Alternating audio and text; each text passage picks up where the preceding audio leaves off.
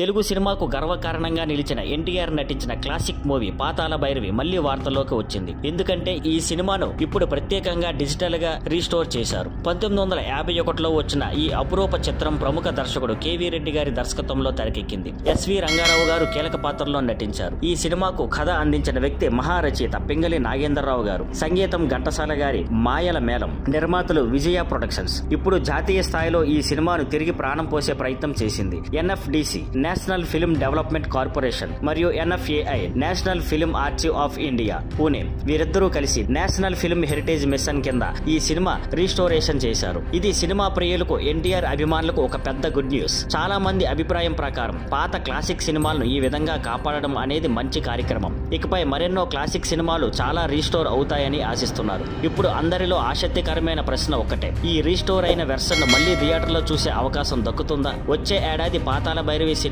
75వ వార్షికోత్సవానికి జరుపుకోబోతోంది. కావున అదే perfect time గా ఈ డిజిటల్ వెర్షన్ మళ్లీ విడుదల చేసే అవకాశం ఉందని అనుకుంటున్నారు. తెలుగు సినిమా చరిత్రలో చిరస్థాయిగా నిలిచిపోయిన పాతాళ భైరవి ఇప్పుడు మరింత మెరుగైన రూపంలో మన ముందుకు రావడం నిజంగా పండగే. Thank you for watching. Please like, share and subscribe.